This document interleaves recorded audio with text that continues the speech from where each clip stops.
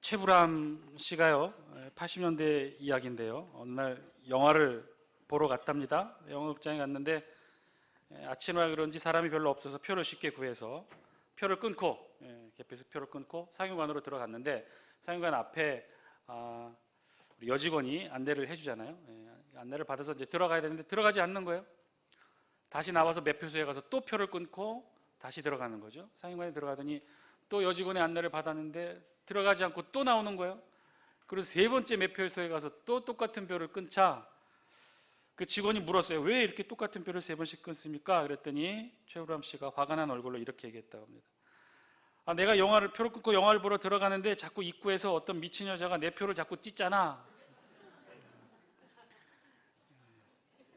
잘 모르시죠? 여러분들은 영화를 잘 안 보셔서.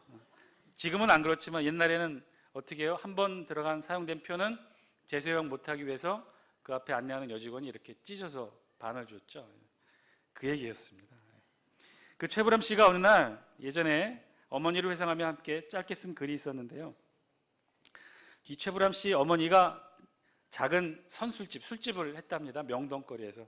주로 이제 당시에 내노라 하는 어떤 문인들, 예술가들 상대로 하는 그런 술집이었는데요. 다들 예술가들이 당시 어렵고 힘드니까 술값이 없어서 대부분 시계를 풀어놓고 가거나 외상장부에 이름을 달아놓는 일이 허다했다고 해요. 최불암 씨가 기억하기에 어머니가 한 반은 현금 받고 팔고 반은 아마 외상으로 팔았다고 합니다. 그때 일을 생각하면서 기록한 글이에요. 그날도 용돈을 받으러 어머니 가게로 가는 길이었습니다. 막 가게 옆 골목을 지나려는 찰나 한 낯익은 청년과 함께 있는 어머니를 보게 되었습니다. 얼른 챙겨 넣어요. 어머니는 그 청년의 손에다가 무언가를 쥐어 주었고 그 청년은 연신 아주머니 고맙습니다. 고맙습니다. 이런 말을 나누었다고 합니다. 뭔데 저렇게 몰래 주실까? 그날 밤 궁금해서 저는 어머니께 여쭤보았습니다. 어머니, 아까 그 청년한테 뭘 주신 거예요? 그 청년이 술값 대신 놓고 시계를 놓고 갔는데 그 시계를 내가 따로 전달해 준 거란다. 젊은 청년이 돈도 없이 술을 먹고 시계를 맡겼다고 하면 이러쿵저러쿵 사람들 입방에 오르내릴까 걱정이 되셔서 어머니는 그 청년을 술집에서 불러내서 인적 드문 골목에서 그 시계를 돌려주었다는 것이죠. 그로부터 20년이 흘러 그렇게 인자하신 어머니께서 노안으로 세상을 떠나시게 되었습니다. 깊은 시름에 잠긴 나는 어머니의 유품을 정리하며 슬픔을 달랬는데 그러던 중 어머니의 유품 가운데 외상장부만 하나 가득 담긴 괴짝을 하나 발견하게 되었습니다. 거기에는 그동안 못 받은 술값들 빼곡히 적혀있는 외상장부가 수십 건이 있었던 것이죠. 들춰보았더니 손님들 대부분들이 유명한 예술인들이었기 때문에 장부에 적힌 이름을 보고 술값을 받으러 가야겠다, 받아내야겠다 이제 그런 생각을 해서 장부를 샅샅이 훑어보게 됐는데 근데 이게 웬일입니까? 장부 속에는요 이름은 전혀 찾아볼 수 없고 대신에 술값 옆에는 이름 대신 별명이 써 있었다는 거예요. 안경, 키다리, 놀부, 짱구, 청바지, 젊은이, 환쟁이, 시인. 그 순간 아주 오래전 어느 날 한 청년에게 몰래 시계를 건네주었던 어머니의 모습이 떠올랐습니다. 그리고 그 난해한 장부 속에 담긴 이름들에 담겨있는 어머니의 깊은 속뜻을 이해하게 되었습니다. 난해한 장부 속의 그 이름들의 의미는 당시 가난하고 대접받지 못했던 예술인들의 자존심이 그리고 그들의 고뇌를 이해해준 어머니의 속 깊은 배려가 담겨 있었던 것입니다. 최불암 씨 글은 이렇게 끝납니다. 안경, 키다리, 놀부, 짱구, 한쟁이, 시인, 소설가, 알 듯 모를 듯 알 수 없는 이름들 그게 외상장부에 적혀 있다는 것이었죠. 원래 외상장부에는 뭘 적습니까? 이름과 또 요즘은 뭐 연락처, 전화번호, 요즘은 또 주민등록번호도 적는다고 하죠. 근데 그렇지가 않았던 거예요. 이름 대신에 연락처나 주민번호 대신에 어머님만 알 수 있는, 그래서 다른 사람들은 알지 못하는 난해한 이름들과 별명들을 잔뜩 기록해 놓은 것이죠. 우리는 그 의미를 알 수 없는 이름들이고 별명들이지만 거기에는 어머니만 알고 있는 특별한 의미가 있는, 이유가 있는 이름들이었던 것입니다.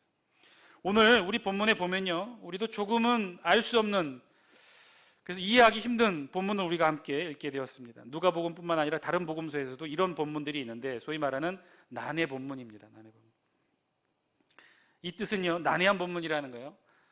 잘 해석이 되어지지 않고 잘 이해가 되지 않는, 그 당시에도 마찬가지지만 지금도 우리가 읽어도 잘 이해할 수 없는 본문이 그렇다는 거예요. 우리 다 함께 49절 말씀 같이 한번 읽어볼까요? 49절입니다. 시작. 내가 불을 땅에 던지러 왔노니 이 불이 이미 붙었으면 내가 무엇을 원하리요. 아멘. 이게 무슨 말일까요? 예수님이 이 땅에 오신 목적이 무엇 때문에 오셨다는 거예요? 땅에 불을 던지러 왔다는 거예요. 그리고 뒤에 말도 이해가 안 가요. 이 불이 이미 붙었으면 내가 무엇을 원하리요. 그 다음 말씀, 그 50절 말씀도 어렵죠? 50절 말씀 같이 함께 읽겠습니다. 시작. 나는 받을 세례가 있으니 그것이 이루어지기까지 나의 답답함이 어떠하겠느냐. 이게 도대체 무슨 말일까요? 예수님이 이미 공생이 시작하기 전에 세례를 받았거든요. 그런데 받을 세례가 있다는 거예요. 이 말뜻도 이해하기 힘들고 12장 끝까지, 오늘 본문 읽었던 49절부터 12장 끝까지는요, 이렇듯 알듯 말듯한 이해하기 어려운 예수님의 말씀이 계속 이어집니다. 51절은요 이렇게 기록되어 있어요. 내가 세상에 화평을 주려고 온 줄로 아느냐? 내가 너에게 이르노니 아니라 도리어 분쟁하게 하려 함이로라. 사랑하는 장수께 성도 여러분, 예수님께서 이 땅에 오신 목적이 무엇일까요? 예수님께서 무엇 때문에 이 세상에 오셨을까요? 오늘 말씀에 의하면 예수님은요, 이 땅에 불을 놓기 위해 오셨다는 거예요. 불을 던져주기 위해 오셨다는 거예요. 예수님은 이 땅에 화평이 아닌 분쟁을 일으키기 위해 이 땅에 오셨다는 거예요. 여러분, 우리가 알고 있는 예수님이 이 땅에 오신 목적 무엇이죠? 예수님이 이 땅에 오신 목적은요, 하나님의 아들 독생자 메시아로서 이 땅 모든 인류에게 하나님 아버지의 구원을 베푸시기에 이 땅에 오셨습니다. 우리 인간과 하나님 사이에 가로막혀 있는 죄의 문제를 예수님 스스로 희생하시며 십자가의 죽음으로 해결해 주시고 우리에게는 구원을 주신 것이죠. 하나님의 자녀가 되는 권세, 천국 백성이 되는 권세를 우리에게 주신 것입니다. 예수님이 오신 이 땅에 오신 목적은 그것이에요. 우리에게 구원을 주시기 위해, 그러기 위해 예수님이 희생당하셨고 십자가의 죽음으로 희생해 주셨다는 거예요. 그것이 이 예수님이 이 땅에 오신 목적이에요. 그런데요, 이것은요, 하나님의 구원 계획 하에서 우리 입장에서 바라본 예수님의 오신 목적이 그렇다는 거예요. 물론 틀렸다는 얘기가 아닙니다. 예수님이 이 땅에 오신 목적, 그것은 우리를 구원하기 위해 오신 목적이 맞습니다. 그런데요, 예수님이 이 땅에 오신 목적, 그것만일까요? 예수 그리스도께서 이 땅에 오신 참된 목적이 오직 우리를 구원하시기 위해서만 오셨을까요? 혹시 다른 목적과 사명은 있지 않았을까요? 예수님이 우리의 구원만을 위해서 왔다고 칩시다. 그렇다면 그 구원이라는 의미가 과연 무엇일까요? 어떤 것이 구원일까요? 우리로 하여금 천국 백성 되고 하나님의 자녀가 되는 특권이, 그렇게 해서 우리 두 손에 천국행 티켓을 들려주는 것, 그것이 진짜 이 땅에 오신 예수님의 구원의 목적이었을까요? 구원의 의미였을까요? 오늘 본문은요, 우리가 읽고 이해하기는 난해하지만 그 속에는 예수 그리스도께서 이 땅에 오신 참된 목적이 무엇인지, 그리고 그것은 결국 우리에게 있어서 그 구원의 진짜 참뜻이 무엇인지를 오늘 본문을 통해서 우리에게 알려주고 있다는 사실입니다. 우리 찬찬히 다시 한번 49절 말씀 같이 한번 읽어볼까요? 시작. 내가 불을 땅에 던지러 왔노니 이 불이 이미 붙었으면 내가 무엇을 원하리요. 아멘. 무슨 뜻이고 어떤 의도로 이런 말씀을 하셨을까? 먼저 우리말 뜻부터 이해해 보면요, 뒷부분이 관건인데 이 불이 이미 붙었으면 내가 무엇을 원하리요. 이게 무슨 뜻일까요? 예수님이 이 땅에 불을 놓으러 오셨는데, 그런데 이미 불이 붙어 있으니 예수님 좋다는 뜻인가요? 아니면 불이 붙기를 바라지 않는다는 말씀인가요? 전자의 의미일 거예요. 왜냐하면 예수님이 불을 놓으러 오셨다고 했기 때문에 이미 불이 붙었으니 내가 더 무엇을 원하리요?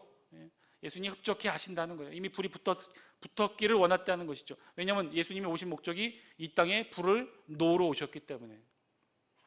내가 이 땅에 불을 놓았고, 그리고 이미 그 불이 이미 불붙기 시작했는데 내가 더 무엇을 바라겠느냐? 흡족하시다는 거예요. 그래서 공동번역 성경에는요, 이렇게 기록하고 있어요. 나는 이 세상에 불을 지르러 왔다. 이 불이 이미 타올랐다면 얼마나 좋았겠느냐? 그렇다면 오늘 본문에서 예수님이 말씀하시는 이 불이라는 것이 어떤 것을 상징할까? 안타깝게도 우리 성경에는 자세하게 기록하고 있지 않고요, 바로 다음 절로 이어집니다. 50절 역시 이해하기는 어려운 난해 구절인데요, 이것을 앞에 49절의 말씀을 통해 같이 읽어본다면 이해될 수 있는 단서를 찾을 수 있어요. 우리 50절 말씀도 같이 함께 읽겠습니다. 시작. 나는 받을 세례가 있으니 그것이 이루어지기까지 나의 답답함이 어떠하겠느냐. 아멘. 조금 더 쉽게 번역한 공동번역 성경에는요, 이 본문을 이렇게 기록해요. 내가 받아야 할 세례가 있다. 이 일을 다 겪어낼 때까지는 내 마음이 얼마나 괴로울지 모른다. 예수님께서 받아야 될 세례가 있다는 것이고, 그리고 이 세례를 받기까지 예수님의 마음이 괴롭게 된다는 거예요. 사실 이 본문도 어렵기는 마찬가지나 49절과 50절이 연이어 있음으로써 조금 이해할 수 있는 힌트를 얻을 수가 있어요. 49절과 50절 각각 사용하고 있는 상징의 언어는 다르지만 그 쓰임과 위치가 같기 때문에 그렇다는 거예요. 즉 49절에는 불에 대한 이미지와 상징을 가지고 말씀하셨고요, 50절에는 세례라는 단어를 가지고 예수님이 말씀하십니다. 그 내용을 달리하고 저를 달리하나 49절과 50절을 같은 문맥으로 이해한다면 우리가 이해할 수 있는 힌트를 얻게 됩니다. 우선 세례를 살펴본다면, 여러분 여기서 말하는 50절에서 말하는 세례는요, 우리가 아는 그런 문자적 의미의 세례는 아닐 거예요. 왜냐하면 예수님이 이미 공생애 시작하시기 전에 세례 요한으로부터 요단강가에서 세례를 받으셨죠. 이미 세례를 받으셨어요, 예수님. 여기서 말하는 세례는요, 그런 문자적 의미의 세례가 아니라 세례가 상징하는 다른 것을 의미하겠죠. 자, 세례가 무엇을 상징하느냐? 여러분 세례의 원형은요, 침례입니다. 침례가 맞아요. 지금 그것이 2000년 기독교 역사를 흘러오면서 간편화된 세례의 형식으로 머리에 물방울을 3번 뿌리는 것으로 간편화됐지만 원래 형식은 침례였어요. 예수님도 요단강가에서 세례 요한에게 이 침례를 받으셨어요. 그래서 침례교회는요, 지금도 가보면 본당 뒤편에 커다란 수영장보다는 작고 목욕탕 욕조보다는 좀 큰 그런 규모의 세례 터를 안에 갖추고 있어요. 그래서 이쪽 문이 있고 반대편 저쪽 문이 있어서 이쪽으로 들어가서 옷 갈아입고 계단으로 내려가면요, 정상인 사람 허리쯤 차는 그런 물까지 내려갑니다. 그럼 한가운데 이미 목사님이 수중 가운 입고 계시고요, 그럼 목사님이 침례를 주시죠. 코와 입을 막고 머리에 손을 얹고 내가 성부와 성자와 성령의 이름으로 침례를 주노라 하고선 완전히 잠겨요. 그리고 다시 이렇게 세우죠. 이 세례의 의미는 어떤 것이냐면, 물속에 완전히 잠기면 숨을 호흡을 못해요. 그래서 죽음을 상징합니다. 예수 그리스도와 함께 죽었다는 것이죠. 그리고 물 밖에 나왔을 때 코와 입을 막았던 손을 펼치면서 첫 생명의 호흡을 하게 되죠. 그것은 예수 그리스도의 부활을 상징합니다. 그래서 육신의 나는 죽고 예수 그리스도와 더불어 부활된 새 생명으로 이 세상을 살아간다는 의미가 바로 이 침례, 즉 우리가 하고 있는 이 세례에 담겨있는 의미예요. 오늘 예수님께서 말씀하시는 이 세례는 이 의미를 의미합니다. 즉 세례가 상징하는 것, 죽음과 부활을 상징할 때 이 죽음을 예수님께서는 말씀하셨던 거죠. 예수님에게도 이 세례라는 단어는요, 그래서 죽음을 상징합니다. 궁극적으로 고난의 상징인 십자가 죽음을 가리키죠. 나는 받을 세례가 있으니 그것이 이루기까지, 그 죽음, 십자가의 죽음이 이루기까지 내가 얼마나 답답하겠느냐. 예수님은 지금 50절을 통해 그렇게 말씀하시는 거죠. 마찬가지로 49절 불의 이미지 또한 같은 의미일 것입니다. 내가 불을 땅에 던지러 왔노니, 예수님께서 이 땅에 오신 목적을 뭐라고 말씀하시느냐? 땅에 불을 던지러 왔다는 거예요. 여러분, 예수님께서 이 땅에 오신 목적이 무엇이라고 그랬죠? 구원이라고 그랬죠. 우리에게 하나님과 죄의 문제를 예수님 자신의 희생으로 해결하시고 우리에게는 구원을 주시기 위해서 이 땅에 오셨다는 거예요. 그런데 지금 결과적으로 예수님은요, 우리에게 그 구원을 무엇이라고 설명하냐면 불의 이미지를 통해 설명하고 있어요. 불. 여러분, 불이 어떤 이미지입니까? 어떤 게 불이죠? 불은요, 타는 거예요. 태우는 거예요.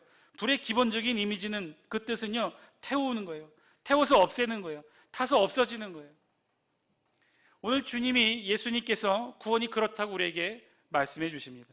예수님이 주시는 구원은요, 천국 백성, 하나님의 자녀, 천국과 영생, 이런 구원의 결과물들을요, 그저 우리가 쉽게 그냥 편하게 얻어지는 것들이 아니라 다른 의미로 우리에게 설명해 주는 거예요. 그럼 어떻게 얻어지느냐? 불과 같다는 거예요.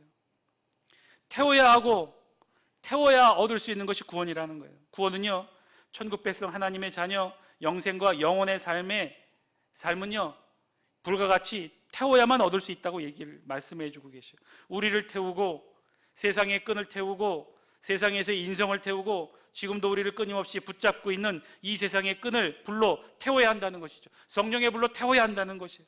그래서 예수님이 이 땅에 주신 구원은요, 그런 것이라는 거예요. 불과 같이 태우는 것이라는 거예요. 그저 이 세상의 삶과 짐에서 천국 하나를 더 얹어주는 것이 아니라는 거예요. 그냥 어느 날 어떤 순간 하늘로부터 뚝 떨어진 천국의 시민권이 우리에게 구원이 아니라는 거예요. 구원이란 우리를 불러 태워 없애는 것이다. 세상의 나를 태워 없애는 것이고 이 세상과의 끈을 태워 없애는 것이 구원이라는 거예요. 사랑하는 장숙회 성도 여러분, 오늘 말씀을 통해 우리에게 주시는 하나님의 음성을 저와 여러분들이 깨닫게 되시길 바랍니다. 여러분, 구원은요 그저 무엇 하나 더 얻는 삶이 아니라는 거예요. 천국행 티켓 한 장 더 우리 손에 쥐는 게 구원이 아니라는 거예요. 그냥 이 세상 살다가 그냥 천국의 삶 하나 더 얻는 게 구원이 아니라는 거예요. 구원은요 처절한 투쟁의 결과라는 거예요. 싸움이라는 거예요. 불과 같이 싸워서 나 자신을 태워 없애는 것이 구원이라는 거예요. 세상에 나를 잡고 있는 세상의 끈을 끊어버리고 태워버리고 하늘의 끈으로 잇는 것이 구원이고, 세상의 그림자, 나를 붙잡고 있는 세상의 존재의 근원자, 그림자, 근원들을요 태워 없애서 하늘의 근원으로 나를 다시 잇는 것이 구원이라는 거예요. 우리 세상에서의 인성, 품성, 흔적, 성품, 성격 다 태우는 것이 구원이라는 거예요. 불러 태우는 것이래요. 나를 태우고 세상을 태우고 나의 인성을 태우고 끊임없이 나를 태워서 정말 온전히 하늘의 존재로 만드는 것, 그것이 구원이라고 오늘 예수님이 불의 이미지를 통해 우리에게 말씀해 주시는 것이죠. 구원이란 어느 날 한순간 하늘에서 뚝 떨어진 것이 아니라는 거예요. 뚝 떨어진 천국 시민권을 우리가 줍는 것이 구원이 아니라는 거예요. 그건 의미가 없다는 거예요. 그래서 예수님이 말씀하시죠. 나는 이 세상에 불을 땅에 던지러 왔노라. 나는 이 세상에 불을 던지러 왔노라. 그래서 51절 말씀합니다. 51절 함께 읽겠습니다. 시작. 내가 세상에 화평을 주려고 온 줄로 아느냐? 내가 너희에게 이르노니 아니라 도리어 분쟁하게 하려 함이로라. 아멘. 예수님이 이 땅에 오신 목적, 그것은요 우리가 세상과 화평하게 살아가라고, 지금보다 더 평안하고 행복하게 이 세상에서 잘 먹고 잘 살아고 오셨다는 게 아니라는 거예요. 예수님이 주시는 구원은 그런 것이 아니라는 거예요. 구원은 그렇게 이루어지는 것이 아니라는 거예요. 이 세상에서도 잘 살고 이 세상에서도 복되게 잘 살고, 그리고 또 한 가지 더 덤으로 없는 삶, 천국과 영생에서의 삶을 살아가는 것이 구원이 아니라는 거예요. 그거 주려고 우리 예수님이 이 땅에 오신 것이 아니라는 거예요. 예수님이 오시는 건요 그것이 아니라 분쟁하려고 오셨다는 거예요. 싸우라고 오셨다는 거예요. 우리가 이 세상과 더불어 불러 태우는 그런 삶을 살라고 우리 예수님이 이 땅에 오셨다는 거예요. 화평이 아니라 분쟁이다, 싸움이다, 투쟁이다, 처절한 자기와의 싸움이다. 싸워서 분쟁해서 다투어서 그래서 나 자신을 다 태워야 한다. 성령의 불로 다 태워야 한다.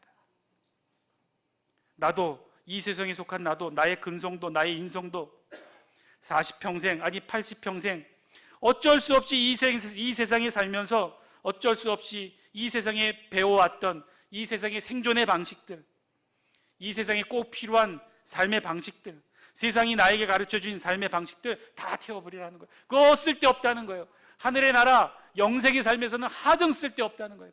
필요하지 않다는 거예요. 그러니 불처럼 헐헐 타오르는 불꽃으로 다 태워버려야 한다는 것이죠. 나 자신과 싸우고 세상과 싸우고 지금 나를 편안하게 붙들고 있는 이 세상의 모든 것들과 처절하게 싸우고 태워 없애야 온전히 구원을 이룰 수 있다는 것이죠. 그래야 참된 구원을 이룰 수 있다는 거예요. 사랑하는 장숙회 성도 여러분, 구원은요 우리의 신분과 존재가 바뀌는 거예요. 뭐 하나 덤으로 얻는 것이 아니라는 거예요. 세상에서의 신분 플러스 하늘에서의 신분이 아니라는 거예요. 구원이란 우리의 신분과 존재가 바뀌는 놀라운 기적과 같은 일이라는 거예요. 세상의 나에서 하늘의 나로 바뀌는 것이 구원이라는 거예요. 세상 사람에서 하나님의 자녀로 내가 바뀌는 것이 구원이라는 거예요. 여러분, 이게 무슨 뜻인지 잘 아셔야 돼요. 더 이상 우리가 하나님의 자녀고 천국 백성이라고 하는 것은요 우리가 더 이상 세상의 자녀가 아니고 세상의 존재가 아니라는 것을 의미해요. 여러분, 저와 여러분 그리스도인이고 하나님의 자녀라고 말하죠. 하나님의 자녀는 어떤 것이 하나님의 자녀입니까? 그것은 말을 바꾸면요, 표현을 바꾸면요, 하나님의 자녀는 신의 자녀라는 거예요. 신의 자녀는 사람입니까? 신입니까? 예수님이 주시는 구원이 그런 거라는 거예요. 하나님의 자녀고 신의 자녀로 만들기 위해 우리 안에 인성을, 인간의 속성을, 세상의 속성을 다 불러 태워 없애야 한다는 거예요. 온전히 다 태워 없애야 온전한 하나님의 자녀가 되지 않겠느냐? 다 인간의 속성, 세상의 속성을 다 태워버려야 하나님의 자녀, 신의 자녀가 되는 것이 아니냐? 구원, 우리가 이 세상에서 살아가면서 구원된 백성으로 살아간다는 것, 그것은요 오늘 예수님의 표현처럼 불로 태우는 삶인 줄 믿습니다. 우리의 인성, 우리 세상에 속한 인성 매일매일 조금씩 성령의 불로 태우는 일이 우리에게는 구원된 백성의 삶이라는 것이에요. 날마다 여러분 다 태우셔야 합니다. 이 세상에 살아갈 날이 많습니까? 앞으로 천국에 가실 날이 더 짧습니까? 가실 날이 더 짧다면요 여러분 더 부지런히 열심히 태우십시오. 성령의 불로 다 태우십시오. 왜냐? 54절 55절 말씀 우리 함께 읽겠습니다. 영상을 통해 함께 읽겠습니다. 시작. 또 무리에게 이르시되 너희가 구름이 서쪽에서 이는 것을 보면 곧 말하기를 소나기가 오리라 하나니 과연 그러하고 남풍이 부는 것을 보면 말하기를 심히 더우리라 하나니 과연 그러하니라. 이스라엘 백성들이 이렇게 잘 알았다는 것. 그도 그럴 것이 이스라엘 지역의 서쪽은요 지중해였어요. 지중해에서 고온다습한 그런 공기가 구름이 되어 오면요 비가 영락없이 비가 왔다는 거예요. 서쪽에 구름이 뜨면 비가 온다는 걸 다 알았어요. 남쪽에서 바람이 불면 더워진다는 것을 알았어요. 왜요? 남쪽은 뜨거운 사막이 있었기 때문에. 남쪽에서 바람이 불면 곧 더워지리라 알고 미리 준비했다는 거예요. 그래서 말씀하시죠. 56절 함께 읽습니다. 시작. 외식하는 자여 너희가 천지의 기상은 분간할 줄 알면서 어찌 이 시대는 분간하지 못하느냐. 이스라엘 백성들에게 말씀하셨어요. 날씨를 보고 천기를 구분하고 천지를 구분하는 것 능력은 있으면서 어떻게 이 세대는 구분하지 못하느냐. 여기서 말하는 이 시대는요 시간을 의미해요. 어떤 시간이냐? 그건 우리가 말하는 물리적 시간이 아니라 크로노스의 시간이 아니라 카이로스의 시간을 의미해요. 그건 하나님의 기회의 시간이에요. 수직적 시간이에요. 하나님이 우리에게 베풀어 주신 하나님의 기회의 시간이에요. 그건 다른 말로 표현하면요 하나님의 심판의 때예요. 날씨를 통해 이 천기는 구분하면서 곧 있게 될 하나님의 심판의 때는 왜 분간하지 못하느냐? 곧 하나님의 심판의 때가 얼마 남지 않았다는 것이죠. 서쪽에서 구름이 일고 남쪽에서 바람이 부는 것처럼 이제 곧 하나님의 때가, 카이로스의 때가 얼마 남지 않았다는 거예요. 그러니 어떻게 하라는 거예요? 부지런히 성령의 불로 우리의 인성을, 세상의 끈을 태우라는 것이죠. 부지런히 그래서 태우고, 나의 인생을 태우고, 인성을 태우고, 세상의 끈을 태우고, 나를 태워서, 그래서 어떻게 해요? 더 이상 세상에 적합한 존재가 아니라 하늘에 적합한 존재로, 하나님 나라에 적합한 존재로 우리를 만들고 다듬고 가꾸고 싸우고 투쟁하고 그렇게 처절하게 구원의 삶을 붙들고 살아가라고 오늘 주님이 저와 여러분들에게 말씀해 주십니다. 사랑하는 장수교 성도 여러분, 싸우십시오. 부지런히 여러분 자신과 싸우십시오. 태울 것들은 부지런히 태우고 밀어두지 마세요. 하루빨리 태우세요. 여러분 스스로도 잘 아시잖아요. 불필요한 것들, 정말 하등 있어서는 도움이 안 되는 것들, 이 세상 살아가기에도 걸림돌이 되는 것들 여러분 아직도 가지고 계시잖아요.